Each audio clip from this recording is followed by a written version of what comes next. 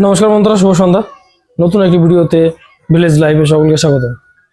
বন্ধুরা, আজকে একটু ডিফারেন্ট টপিক নিয়ে আলোচনা করছি। যেটা প্রাইমারি ইন্টারভিউ প্রসেস চলছে, সেটা কি কোনোভাবে ভোটার আগে কমপ্লিট হওয়ার সম্ভাবনা আছে? আমি বলবো নেই, একদমই নেই। যেটা 10 ফেজ পর্যন্ত দিয়েছে সেটা দেখা যাচ্ছে অনেক দূরে চলে গেছে। আরও কতগুলো ডিস্ট্রিক্ট বাকি রয়েছে, মোটামুটি আরও 2 মাস ধরে রাখো। তো কোনো হালতেই ভোটার আগে সম্ভব নয়, এমনকি পুজোর আগেও সম্ভব বলে মনে হচ্ছে না। তো যেটা খুব তাড়াতাড়ি করা উচিত ছিল, যেহেতু 22 থেকে পাশ করে বসে আছে অনেক ক্যান্ডিডেট আমার মতো যারা বসে আছি, আমরা সকলেই জানি কতটা কষ্টকর দীর্ঘদিনের অপেক্ষা। তারা 2017-তে যে লাস্ট পরীক্ষা হয়েছিল সেটা 21 মানে অ্যাপ্লাই হয়েছিল 21 পরীক্ষা হয়েছে। মোটামুটি ধরে রাখো 2017 সাল থেকে যতই ছিল সবাই বসে আছে। তাদের মধ্যে যারা টেট কোয়ালিফাই করেছিল তারা ইন্টারভিউ প্রসেসে অংশগ্রহণ করতে পারছে, তাও একটা বিশাল দিন পরে। আর যারা পাস করেনি তারা তো পুরোপুরি পড়ে আছে। তো বন্ধুরা, এরকম একটা পরিস্থিতিতে সরকারের খুব তাড়াতাড়ি উদ্যোগ নেওয়া উচিত ছিল, আর খুব তাড়াতাড়ি তাদেরকে একটা ডিসিশন নেওয়া উচিত ছিল যে না, খুব তাড়াতাড়ি এটাকে প্রসেসটা কমপ্লিট করতে হবে। এর আগে থেকেই তাদের চিন্তা করা উচিত ছিল, এই ভোটমুখী হওয়ার আগেই, যে 2025 সাল থেকে তারা যদি শুরু করতো বিষয়টা, তাহলে কিন্তু কমপ্লিট করতে পারতো। কিন্তু এরকম একটা পরিস্থিতি কখন করবে আমরা ভাবতেই পারিনি। খুব কষ্টকর পরিস্থিতি। যারা পাস করে বসে আছে, যারা পাস করে জীবনটা ওয়েটিংয়ে কাটাচ্ছে, তারা জানে যে কীরকম পরিস্থিতির মধ্যে দিয়ে তাদের জীবনটা কাটছে, তাদের দিন অতিবাহিত হচ্ছে।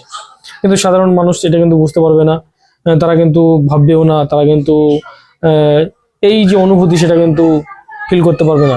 আমরা যদি দেখি অ্যাডমিন প্যানেলে রয়েছে যারা আমাদের আন্দোলনের মুখ, তারা কত ভিডিও করছে, তারা প্রতিনিয়ত চেষ্টা করছে। যাই হোক, তাদের সেগুলো বাদই দিলাম, কিন্তু সরকারের তো অবশ্যই চিন্তা করা উচিত ছিল যে সাধারণ শিক্ষার্থী, যারা সাধারণ ক্যান্ডিডেট, যারা গরিব মধ্যবিত্ত পরিবারের থেকেই যারা, তারাই চাকরি কিন্তু আশা করে। যারা খুবই নিচু তারা কিন্তু অন্য কাজে লিপ্ত হয়ে যায়, বা যারা খুবই উঁচু সোসাইটিতে থাকে তারা কিন্তু অন্য কাজে ব্যস্ত হয়ে পড়ে।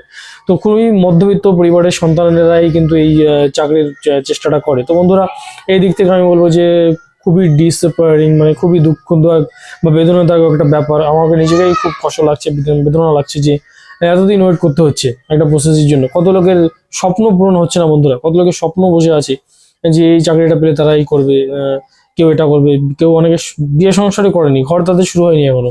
তো বন্ধুরা, এরকম একটা পরিস্থিতিতে তাদের অবশ্যই সরকারের অবশ্যই সৎ চিন্তা ভাবনা করা উচিত ছিল, উচিত এখনো উচিত খুব তাড়াতাড়ি সেটাকে কমপ্লিট করানো। এবং বিহার সরকার যেমন রিক্রুটমেন্ট করেছে অনেক বহুত পরিমাণে, হিউজ পরিমাণ, সেটাকে এই বঙ্গেও কিন্তু সেটা অবশ্যই করা উচিত বলে আমি মনে করছি। স্কুলগুলোর যে অবস্থা আমরা সকলেই জানি, বন্ধ হওয়ার তাড়াতাড়ি চলে আসছে। এই সমস্ত দিকগুলোকে আমরা মাথায় রেখে কিন্তু বলতেই পারি যে অবশ্যই আমাদের কিন্তু সরকারের কিন্তু চিন্তা করা উচিত যে কি করলে ভালো হয়, কি করলে কি হবে। তারপরেই কিন্তু আমরা কেউই বিরোধী নয়, আমরা সকলেই আশাবাদী। তো সেই আশা নিয়ে কতদিন থাকা যায়? একটা মানুষের তো স্বপ্ন আছে, জীবন আছে, সমস্ত কিছু আছে।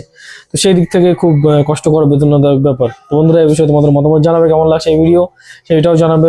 ভালো লাগলে লাইক, কমেন্ট, সাবস্ক্রাইব করে আমাদের সঙ্গে থাকবে। ফিরছি খুব তাড়াতাড়ি নতুন একটি ভিডিওতে। ততক্ষণের জন্য বাই বাই, টাটা, ধন্যবাদ।